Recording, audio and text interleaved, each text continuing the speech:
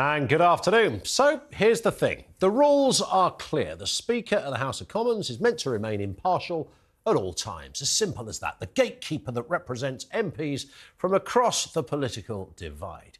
Yesterday's Opposition Day debate was meant to highlight the conflict in Gaza and the ominous threat that an Israeli invasion of Rafah could have on 1.5 million Palestinian refugees. But instead, it all became about Sir Lindsay Hoyle after he decided to do this. The operation of Standing Order number 31, which governs the way amendments to the Opposition Day motions are dealt with, reflects an outdated approach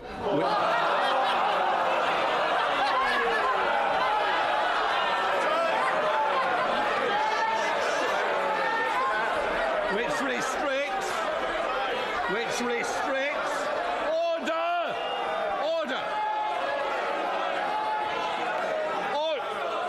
You'll be going and not be voting. Well, that's the first one to leave then. If you want to, do it. What was he thinking? The Speaker broke with convention and against the advice of his own clerks to select a Labour amendment to the SNP motion for an immediate ceasefire in Gaza. His reasons for making such a contentious decision? Well, apparently to protect the safety of MPs after a worrying spike in threats since the end of last year. A suspicious choice made with the best of intentions, apparently, has backfired spectacularly.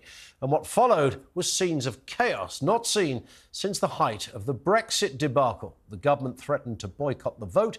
Conservatives, along with the SNP, not the usual political bedfellows, walked out of the Commons in protest against the fiasco. The anger inside the House can be summed up in this impassioned outburst from the SNP leader at Westminster, Stephen Flynn.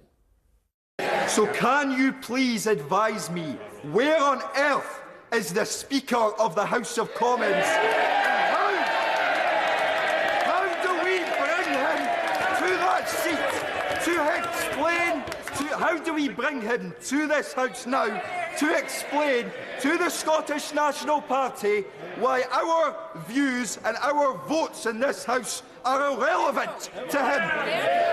I never knew he had it in him. Anyway, after holding a series of closed-door meetings, the Speaker reappeared, put his hands up and admitted he got it wrong.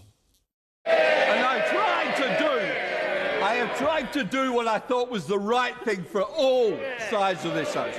I thought I was doing the right thing and the best thing, and I regret it and I apologise for how it's ended up. I do take responsibility for my actions, and that's why I want to meet.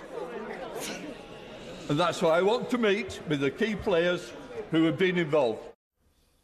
Now, I don't deny the apology was sincere-ish and that Lindsay Hoyle is apparently an honourable man, but I'm afraid the damage has already been done. 63 MPs have now signed a no-confidence motion to remove the Speaker, including all 6 executive members of the influential 1922 committee of Tory backbenchers. One Tory MP has predicted Sir Lindsay will be gone by the end of the week. And it's not just the Speaker in the firing line. The Leader of the House pointed the finger of blame firmly at the Leader of the Opposition. If the Honourable Lady opposite cannot bring herself to reflect on the appalling consequences of her party's actions yesterday, if she cannot rise above the narrow and immediate needs of her weak and fickle leader, to fulfil her duties to this House as its shadow leader, perhaps she might like to reflect on the damage her party has done to the office of the Speaker. I would never have done to him what the Labour Party have done to him. Secondly, So Lindsay Hoyle was accused of colluding with Sir Keir Starmer to avoid the Labour leader the embarrassment of a second mass rebellion over Gaza. Let's not forget that Starmer has flip-flopped 5 times on the Gaza question.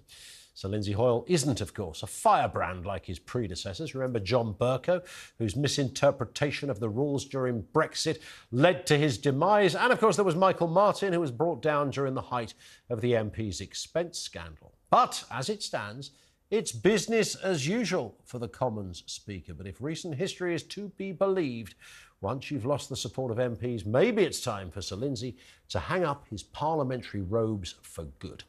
And we're widening this debate out with this in mind. Do you have any faith left in our MPs?